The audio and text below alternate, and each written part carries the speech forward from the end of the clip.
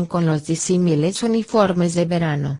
No crea que no me doy cuenta, decía el enfermero. No quiere hablar del tipo. ¿Y por qué? ¿También a usted lo embrujó? Es de no creer lo que pasa en el hotel viejo. No saluda a nadie, pero nadie quiere hablar mal de él.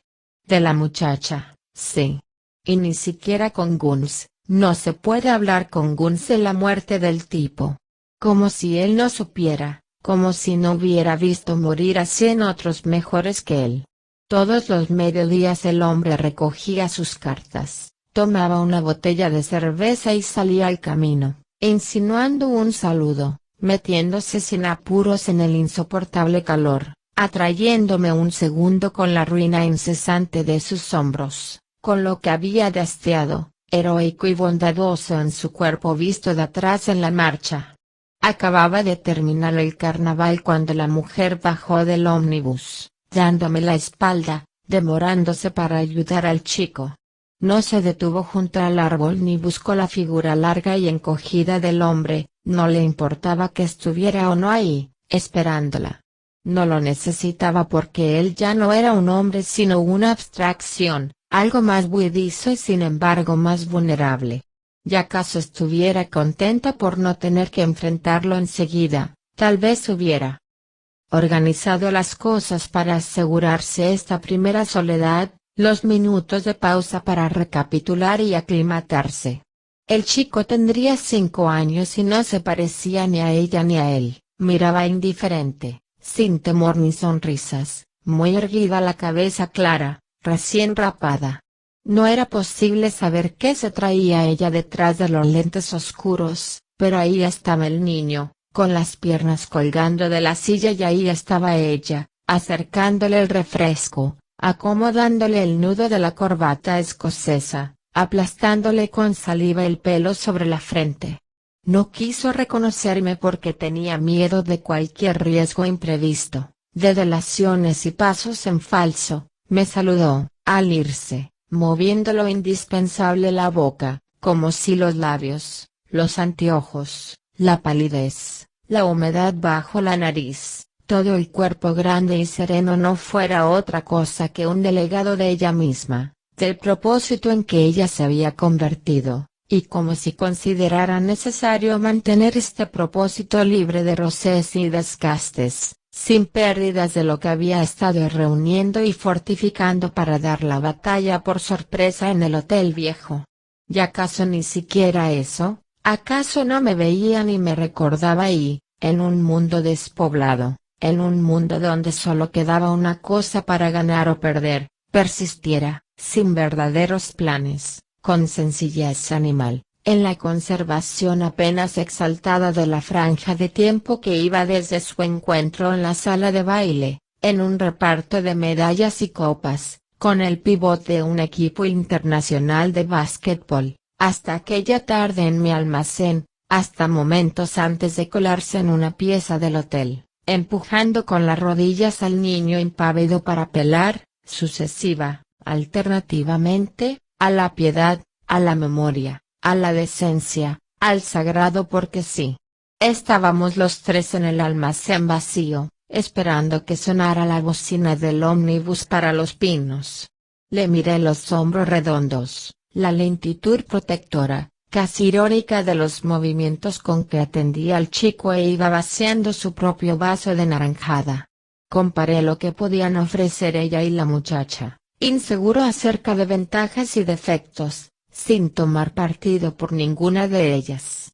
Solo que me era más fácil identificarme con la mujer de los anteojos, imaginarla entrando en la pieza del hotel, prever el movimiento de retención e impulso con que ella trataría de cargar persuasiones en el niño para lanzarlo enseguida hacia el largo cuerpo indolente en la cama, hacia la cara precavida y atrapada alzándose del desabrigo de la siesta, reivindicando su envejecido gesto de entereza desconfiada. Entre las dos, hubiera apostado, contra toda razón por la mujer y el niño, por los años, la costumbre, la impregnación. Una buena apuesta para el enfermero. Porque al día siguiente, en un paisaje igual, con idéntica luz que el anterior, Vi la pequeña valija oscilando frente a la puerta del ómnibus, el mismo traje gris, el sombrero estrujado por la mano enguantada, blanca. Entró con la cabeza demasiado alta, aunque con aquella inclinación, que la atenuaba, que parecía insinuar, engañosamente, la capacidad de separarse, sin verdadera lucha, de todo lo que viera o pensara. Me saludó como desafiándome y se mantuvo derecha frente al mostrador, la valija entre los zapatos, 3 dedos de una mano hundidos a medias en el bolsillo de la chaqueta. Signo de interrogación abierta. ¿Se acuerda usted de mí? Dijo, pero no era una pregunta. ¿A qué hora tengo algo para el hotel viejo?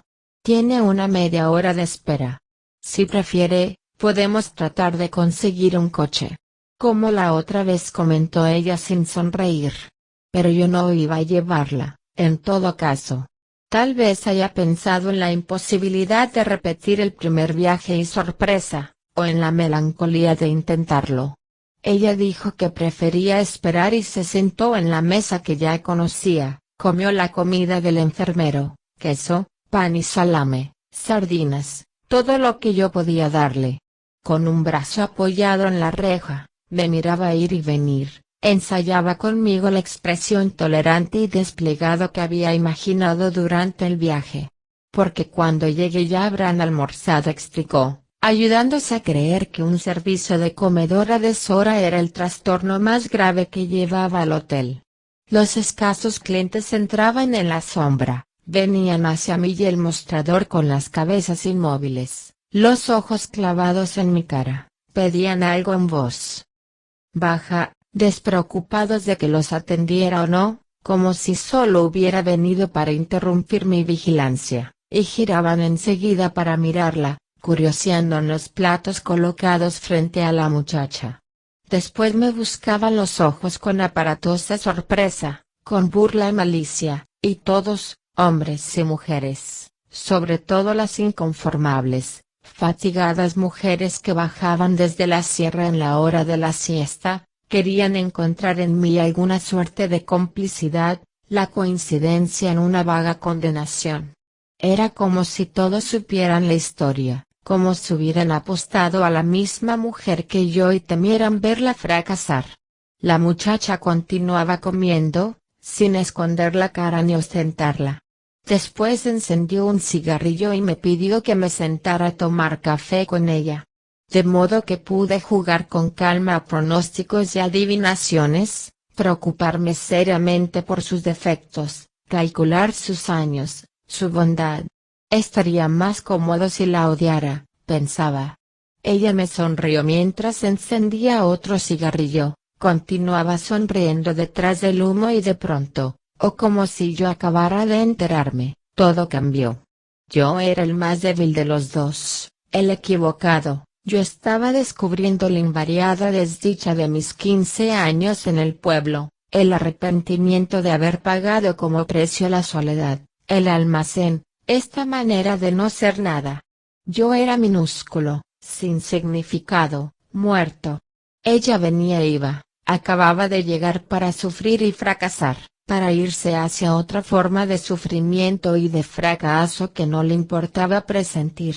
Y debió darse cuenta de que yo respiraría mejor si pudiera odiarla, porque quiso ayudarme y continuó sonriéndome entre las frases inútiles, detrás de los dedos rígidos, que movían el cigarrillo, graduando según mi necesidad la sostenida sonrisa cínica, emocionante, el brillo hostil de los ojos. Y acaso, según se me ocurrió después, no estuviera haciendo aquello la sonrisa, la indolencia, el descaro solamente para facilitar mi odio, mi comodidad, mi regreso a la resignación, acaso buscara también paralizar mi lástima en el contiguo futuro, en la hora de la derrota que yo había profetizado, o en la otra, definitiva, lejana, más allá del orgullo, y que ella estaba atribuyendo como una fatalidad, a su vida. Vivir aquí es como si el tiempo no pasara, como si pasara sin poder tocarme, como si me tocara sin cambiar. Me estaba mintiendo yo cuando llegó el ómnibus. Ella alisó un billete de 10 pesos sobre la hoja de diario que hacía de mantel, volvió a ponerse los guantes y caminó hasta el mostrador con la liviana valija. No viene a quedarse, pensé mientras contaba el vuelto, no trae nada más que ropa para una noche que no va a tener siquiera. Sabe que viajó para oír una negativa, para ser razonable y aceptar, para permanecer en el resto del tiempo del hombre como un mito de dudoso consuelo.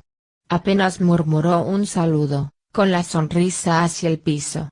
Continué viéndola y aún la recuerdo así, soberbia y mendicante, inclinada hacia el brazo que sostenía la valija, no paciente, sino desprovista de la comprensión de la paciencia, con los ojos bajos, generando con su sonrisa el apetito suficiente para seguir viviendo, para contar a cualquiera, con un parpadeo, con un movimiento de cabeza, que esta desgracia no importaba, que las desgracias solo servían para marcar fechas, para separar y hacer inteligibles los principios y los finales de las numerosas vidas que atravesamos y existimos.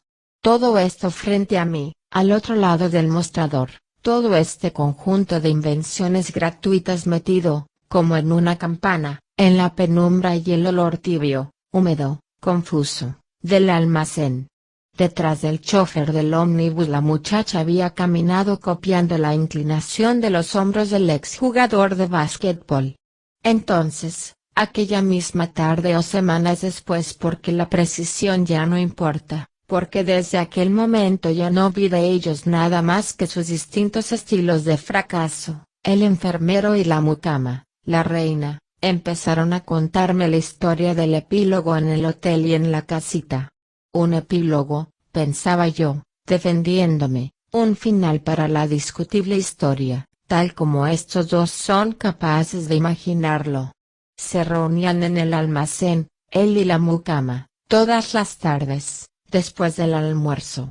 Podían verse en cualquier parte y a nadie en el pueblo o en el mundo le hubiera importado verlos juntos, ninguno habría pensado que no estaban hechos para encontrarse.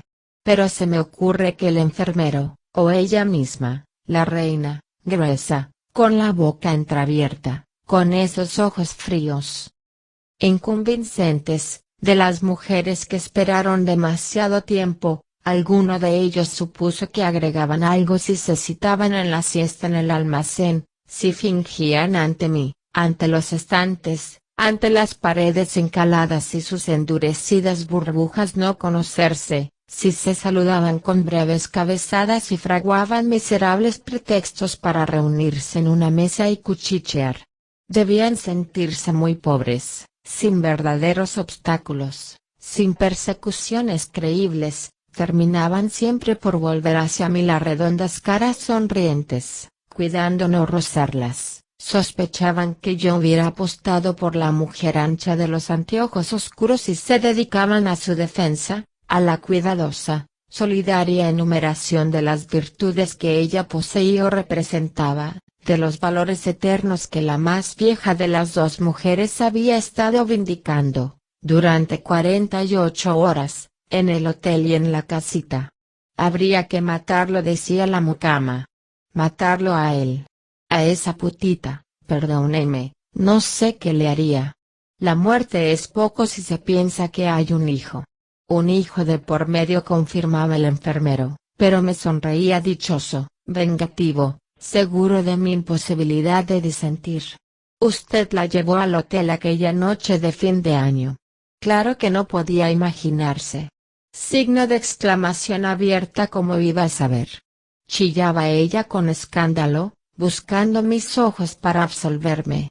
Yo les escuchaba contar y reconstruir el epílogo. Pensaba en el pedazo de tierra, alto, quebrado, en que estábamos viviendo, en las historias de los hombres que lo habían habitado antes que nosotros, pensaba en los tres y el niño, que habían llegado a este pueblo para encerrarse y odiar, discutir y resolver pasados comunes que nada tenían que ver con el suelo que estaban pisando.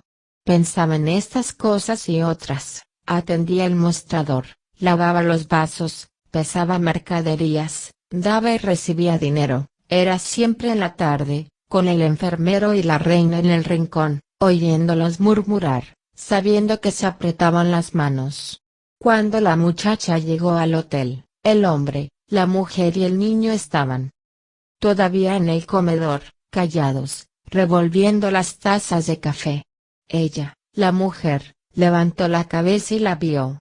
La otra se había detenido a 2 mesas de distancia, con su valija que no quiso dejar en la portería, proclamando con su sonrisa alta y apenas arrogante, con la calma de los ojos chatos, que no quería herir ni ser herida, que no le importaba perder o ganar, y que todo aquello, la reunión del triunvirato en las sierras, las previsibles disputas, las ofertas de sacrificio acababa de descubrirlo, grotesco, vamos, sin sentido, como tendría que ser injusto cualquier acuerdo a que llegaran. Sin embargo, a pesar de la mansa displicencia con que miraba las mesas vacías, las copas manchadas y las servilletas en desorden, fingía, esto era para Reina repugnante e inexplicable no haber distinguido el grupo macilento, retrasado sobre los pocillos de café tibio. Ganaba tiempo, hasta ella misma se avergonzaba viendo a la criatura. La mujer la vio detenerse, avanzar sin ganas, y la reconoció enseguida. Nunca había visto una foto suya. Nunca logró arrancar al hombre adjetivos suficientes para construirse una imagen de lo que debía temer y odiar. Pero de todas maneras, manejó caras, edades, estaturas, y los perecederos conjuntos que logró alzar, los cambiantes blancos para el rencor que eran, simultáneamente, fuentes de autopiedad, de un resucitado, invertido orgullo de noviazgo y luna de miel no podían ser relacionados con la muchacha que acercaba a la mesa su sonrisa e intimidad.